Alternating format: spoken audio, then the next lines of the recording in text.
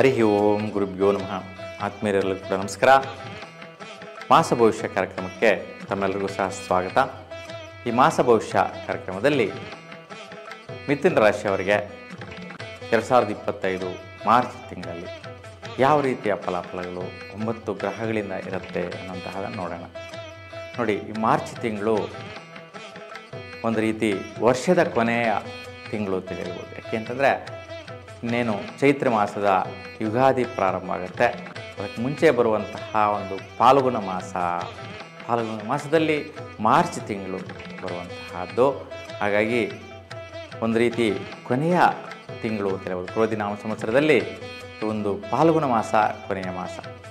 ಮಿಥುನ ರಾಶಿಯವರಿಗೆ ಈ ಒಂದು ಮಾಸದಲ್ಲಿ ಮಾರ್ಚ್ ತಿಂಗಳೆಲ್ಲ ಹೆಂಗಿರುತ್ತಪ್ಪ ಅಂತ ನೋಡಿದ್ರೆ ನೋಡಿ, ಮುಖ್ಯವಾಗಿ ನಿಮ್ಮ ಒಂದು ಪ್ರಯತ್ನ ಕಾರ್ಯಗಳಿಂದ, ಪ್ರಯತ್ನ ಕೆಲಸಗಳಿಂದ ಭಾಗ್ಯ ಪ್ರತಿಫಲಗಳು ಪಡೆಯುವಂತಹದ್ದು ತುಂಬ ಚೆನ್ನಾಗಿದೆ.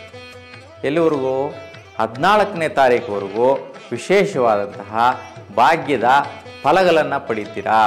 ಏನು ಕೆಲಸ ಮಾಡಬೇಕು ಅಂತಿದ್ದೀರಾ, ಯಾವ ಕಾರ್ಯ ಮಾಡ್ತೀರಾ, ಯಾವ ವೃತ್ತಿಯಲ್ಲಿ ಮುಂದುವರಿತೀರಾ, ಏನು ಅಂದ್ಕೊತೀರಾ, ಆ ಒಂದು ವಿಚಾರಗಳಲ್ಲಿ, ಆ ಒಂದು ಪ್ರಯತ್ನಗಳಲ್ಲಿ ಭಾಗ್ಯದ ಅನುಕೂಲಗಳು ನೋಡುವಂತಹದ್ದು ಮಿಥುನ ರಾಶಿಯವರಿಗಿರುತ್ತೆ.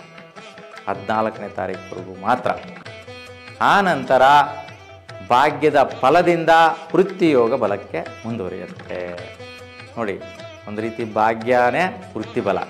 ವೃತ್ತಿಗೆ ಒಂದು ಭಾಗ್ಯ, ಏಕೆಂದರೆ ಒಂದು ಜಾಬ್ ಸಿಕ್ತಂದರೆ ಅದೇ ಒಂದು ಅದೃಷ್ಟದ ಭಾಗ್ಯ ಅಂತ ಹೇಳ್ಬೋದು. ಒಂದು ಕೆಲಸ ಒಂದು ಕೈಯಲ್ಲಿದೆ ಅಂದರೆ ದುಡ್ಡು ಬರುತ್ತೆ, ಜೀವನದಲ್ಲಿ ಒಂದು ದಾರಿ ಸಿಗತ್ತೆ, ಅಭಿವೃದ್ಧಿ ಆಗುತ್ತೆ. ಆ ರೀತಿಯ ಅನುಕೂಲಗಳು ಸಿಗುವಂತಹ ಸ್ಥಿತಿ 14ರ ನಂತರ ಕೂಡ ಇರುತ್ತೆ. ಹಾಗಾಗಿ ಮಿಥುನ ರಾಶಿಯವರಿಗೆ ಈ ವಿಚಾರದಲ್ಲಿ ಉತ್ತಮ ಫಲ ಇದೆ. ಇನ್ನು ವೈಯಕ್ತಿಕವಾದ ದೃಢತೆ ಮತ್ತು ಸ್ನೇಹಿತರೆಲ್ಲೂ ಸಹ ನಿಮಗೆ ಅಣ್ಣ ತಮ್ಮಂದಿರ ಥರ ನಿಮ್ಮ ಜೊತೆಯಾಗಿ ಇರ್ತಾರೆ. ನಿಮ್ಮ ಒಂದು ಮಾತೃಸ್ಥಿತಿಯಲ್ಲಿರ್ತಾರೆ ಸ್ನೇಹಿತರು, ಅಣ್ಣ ತಮ್ಮಂದರು. ನೋಡಿ, ಹೇಳ್ತಾ ಇರ್ತಾರೆ, ಏನಪ್ಪ ಅವರು ಸ್ನೇಹಿತರು ಒಳ್ಳೆ ಅಣ್ಣ ತಮ್ಮಂದರಿಗಿಂತ ಜೋರಾಗಿದ್ದಾರೆ ಅಂತೇಳಿ ಹೇಳ್ತಾ ಇರ್ತಾರೆ. ಹಾಗಾಗಿ ಭಾತೃಸ್ಥಾನದಲ್ಲಿ ಯಾವ ರೀತಿ ಅಣ್ಣ ತಮ್ಮಂದರು ಅಕ್ಕ ತಂಗಿರು ಇರ್ತಾರೆ, ಅವರ ಒಂದು ಬಾಂಧವ್ಯಕ್ಕಿಂತ ಜೋರಾಗಿ ಸ್ನೇಹಿತರು ನಿಮ್ಮ ಜೊತೆ ಸೇರಿಕೊಳ್ಳುವಂತಹದ್ದು. ಈ ತಿಂಗಳು ಪೂರ್ತಿ ಒಳ್ಳೆಯದನ್ನು ಮಾಡುವಂತಹ ಪ್ರಯತ್ನ, ಲಾಭಗಳು ಬರುವಂತಹ ವಿಚಾರದಲ್ಲಿ ನಿಮ್ಮ ಜೊತೆಗೆ ಡಿಸ್ಕಸ್ ಮಾಡುವಂತಹದ್ದು, ನಿರ್ಣಯಗಳು ತಗೊಳ್ಳುವಂಥ ಸಾಧ್ಯತೆಗಳು ಜಾಸ್ತಿ ಇರುತ್ತೆ. ಈ ವಿಚಾರದಲ್ಲಿ ಪ್ರತಿಫಲಗಳು ಪರವಾಗಿಲ್ಲ. ಆದರೆ ಬಿಸ್ನೆಸ್ ವ್ಯವಹಾರಗಳಿಗೆ ಸ್ವಲ್ಪ ಯೋಚನೆ ಮಾಡಿ ಮುಂದುವರಿಸಬೇಕಾಗಿರುತ್ತೆ. ಕೆಲವೊಂದು ವ್ಯವಹಾರಗಳು, ದೀರ್ಘಕಾಲಿಕ ವ್ಯವಹಾರಗಳಿಗೆ ಸ್ಟೆಪ್ಸ್ ತಗೊಳ್ಬೋದು.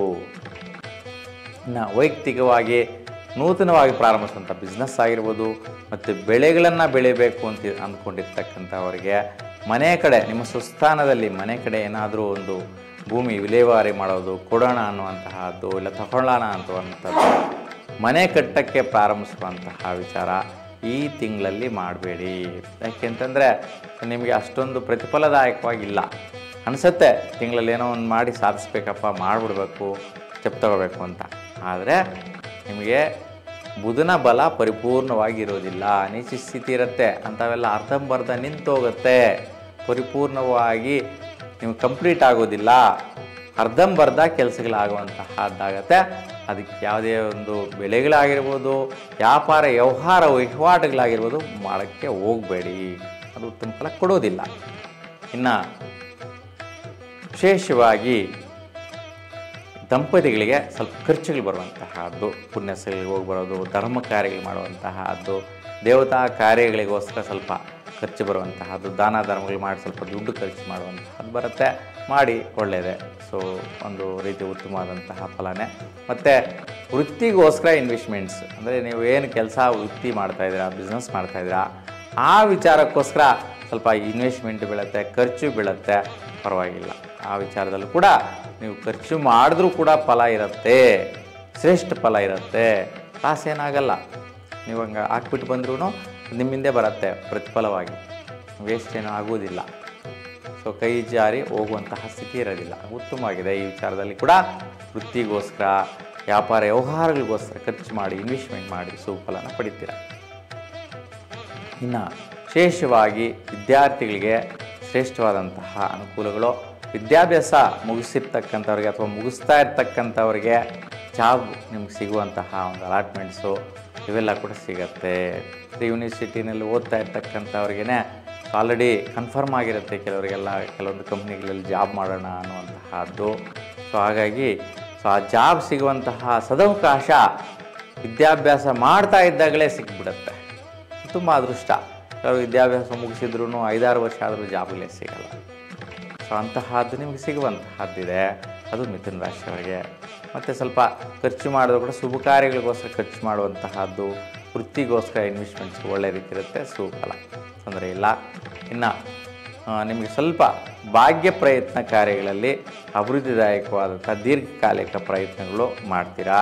ಆ ವಿಚಾರದಲ್ಲಿ ಬದಲಾವಣೆ ಏನಿಲ್ಲ. 29 ಮಾರ್ಚ್ವರೆಗೂ ಕೂಡ ಸ್ವಲ್ಪ ಭಾಗ್ಯದಲ್ಲಿ ದೀರ್ಘಕಾಲಿಕವಾದಂಥ ಪ್ರಯತ್ನ ನಡೆಯುತ್ತೆ, ತೊಂದರೆ ಇಲ್ಲ. ಸ್ವಲ್ಪ ವೃತ್ತಿಯಲ್ಲಿ ಸುತ್ತಾಟ ತಿರುಗಾಟ ಇದೆ, ಲೇಜಿನೆಸ್ ಇದೆ. ಆದರೂ ಕೂಡ ಈ ಒಂದು ಮಾಸದಲ್ಲಿ ಆ ತಿರುಗಾಟದಿಂದ ಸ್ವಲ್ಪ ಆಯಾಸ ಆಗುವಂತಹದ್ದು, ಆಲಸ್ಯ ಆಗುವಂಥ ಸಾಧ್ಯತೆ ಇರುತ್ತೆ. ಈಗ ಶಕ್ತಿ ಮಾತಾ ದರ್ಶನ ಮಾಡಿ ಸುಫಲ ಪಡಿತೀರಾ. ಸ್ವಲ್ಪ ಮನೆ ಕಡೆ ಭೂಮಿ ವ್ಯವಹಾರ ವಿಚಾರಗಳಲ್ಲಿ ಕೇಸು, ಕೋರ್ಟು, ಗಲಾಟೆ, ಟೆನ್ಷನ್ಸು ಇವೆಲ್ಲ ಬರುವಂತಹದ್ದಿರುತ್ತೆ.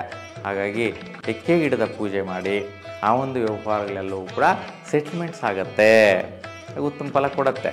ಹಾಗೆ ಒಟ್ಟಾರೆಯಾಗಿ ಒಂದು 5 ಗ್ರಹಗಳು ತುಂಬಾ ಸುಫಲ ಕೊಡುತ್ತೆ. ಇನ್ನೊಂದು 4 ಗ್ರಹಗಳು ಸ್ವಲ್ಪ ಮಟ್ಟಿಗೆ ವೈಪರೀತ್ಯದಲ್ಲಿರ್ತಕ್ಕಂತಹದ್ದು. ಹಾಗೆ ನಿಮಗೆ ಸದಾಕಾಲ ಭಗವಂತನ ಅನುಗ್ರಹ ಇರಲಿ ಅಂತ ಭಗವಂತ ಪ್ರಾರ್ಥಿಸ್ತಾ ಎಲ್ಲರೂ ಕೂಡ ಶುಭವಾಗಲಿ. ನಮಸ್ಕಾರ.